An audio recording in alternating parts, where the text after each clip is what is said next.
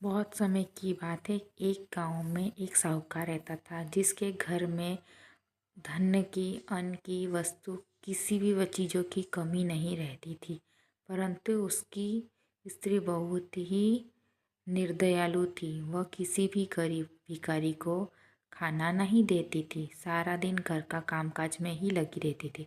एक समय एक साधु महात्मा बृहस्पतिवार के दिन उसके दरबार पर आए और भिक्षा मांगने की याचना की। स्त्री उसी समय घर के आंगन को गोबर से लीप रही थी। इस कारण साधु महात्मा से कहने लगी, महाराज, इस समय तो मैं घर में लीप रही हूँ, आपको कुछ नहीं दे सकती। फिर किसी समय आना। साधु महात्मा खाली हाथ चले गए। कुछ दिनों बाद वही साधु आए और उसी तरह भिक्षा मांगी। साहूकार ने अपने बेटे को खाना खिला रही थी। कहने लगी, महाराज, मैं क्या करूं? मैं फ्री ही नहीं रहती, इसीलिए आपको भिक्षा नहीं दे सकती। तीसरी बार महाराज आए, उसने उसी तरह टाल दिया। परंतु महात्मा जी कहने लगे, यदि तुमको कल की ही आराम हो जाए तो क्या तुम मुझको भिक्षा दोगी? साहूकारनी कहने लगी, हाँ महाराज, यदि ऐसा हो जाए महाराज, आपकी बड़ी कृपा होगी। साधु महाराज कहने लगे, अच्छा, मैं एक उपाय बताता हूँ। तुम बृहस्पतिवार को उठो, सूर्योदय के बाद उठना, घर के सारे काम को धीरे धीरे करना, घर में झाड़ू लगा के कोने में कचरा कर देना और स्नान आदि के बाद घर वालों से कहना हजामत बनवाए।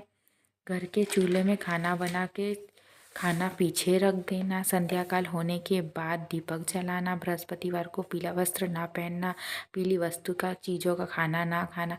यदि ऐसा करोगी तो तुमको घर का कोई काम नहीं करना पड़ेगा। साहूकार ने ऐसा ही किया। बृहस्पतिवार दिन चढ़ गया। उसके बाद उठी, झाड़ू लगाकर कूड़ा कोने में कर दिया, पुरुषों से हजामत बनवाई, भोजन बनाकर चूल्हे के पीछे रख दिया। यह सब बृहस्पतिवार को ऐसा ही करती रही। अब उसके बाद घर में एक दाना भी अन्न का ना बचा। थोड़े दिन बाद महात्मा फिर से आए और भिक्षा उनकी याचना की। परंतु सेठानी ने कहा, महाराज, मेरे घर में तो खाने के लिए अन्न भी नहीं है, आपको क्या दे सकती हूँ? तब महात्मा ने कहा, जब तुम्हारे पास घर में सब कुछ था तब भी तुम कुछ नहीं देती थी। अब पूरा पूरा आराम है तब भी कुछ नहीं देती हो। तुम क्या चाहती हो?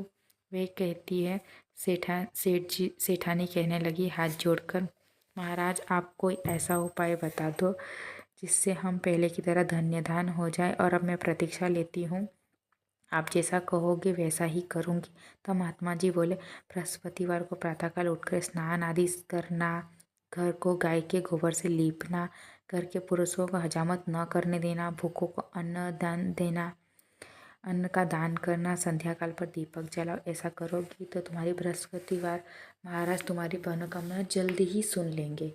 ऐसा करने से वो पहले की तरह धन्यधान वाली बन गई। उसके सारे काम बन गए। उन पर बृहस्पतिवार ने पहले की तरह कृपा कर दी। ज़्यादा वर्ष तक वो औरत जीवित भी रही।